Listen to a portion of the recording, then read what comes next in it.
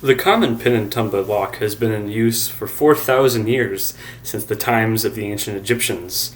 And about 5 minutes after it was invented, it was quickly discovered that using a different object other than the long wooden board key could be used to defeat the lock, just by simply pushing up the pins and turning the tumbler. Now, what do these words mean? Well, I'm going to demonstrate that for you on how to pick a lock. It's quite simple, actually, and you only need two small hand tools, a lockpick and a tension wrench. Now, lockpicks get all the fame, but I believe that the tension wrench is most important because you couldn't pick a lock without it, or, well, you could, but you'd break your lockpick. So, using the power of movie magic, I'm now going to demonstrate the picking of the lock itself on a more opportune camera angle. Thank you. Okay, now that we're down here on this angle, you can see that I have this this lock still in its original packaging. I bought this at the local drugstore about 5 days ago, I think. And like any true magician, I am demonstrating that there are no rips, tears, cuts, or anything of that sort on this lock. So it's ready to be opened, and I haven't tampered with it at all. I swear.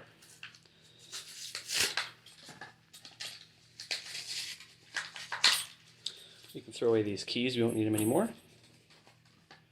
And here we have the lock. And it's a pretty standard lock, something you'd find on perhaps a chain linking up a bike and or a fence or something. But yeah, here we go, 40 millimeter made in China. So the first thing we do is we examine this. And we can see at the top of the lock, you can see, well, top of the tumbler, there's a bit of brass here.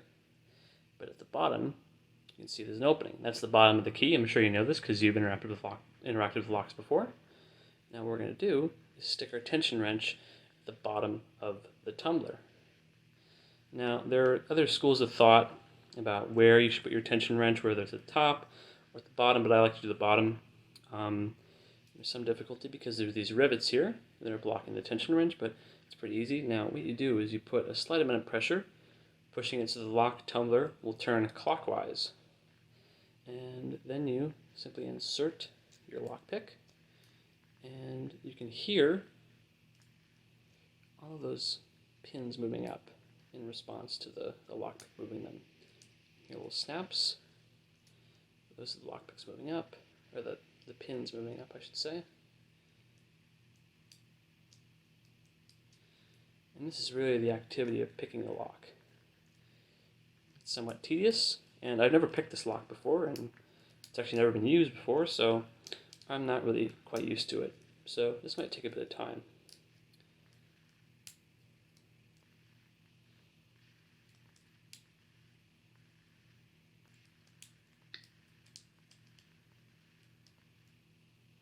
And basically you use the lockpick like this to push up on all the pins in the lock. And this lock isn't really cooperating, which is unfortunate for me, because it does not know this is a crucial assignment.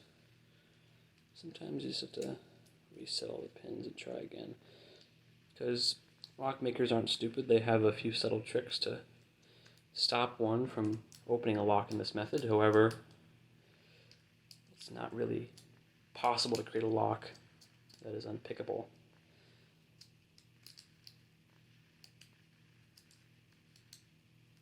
People have tried, and there's a long history of unpickable locks that were, maybe it took months, maybe it took years, but eventually they were picked by someone.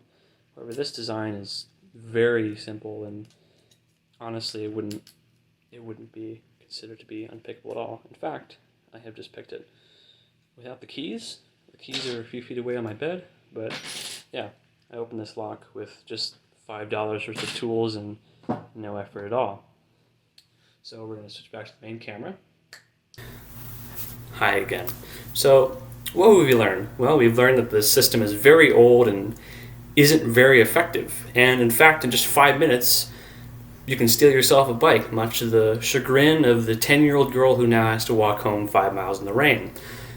This is not a very great system against locks. I personally think that they should be reformed in some way because it's very easy to get past them, and I wholly recommend that you use a chain on your door instead of just relying on these things, because Very easy to pick, and I'm not some expert locksmith. I didn't go to college for this. I just bought a lockpicking set and tried it out.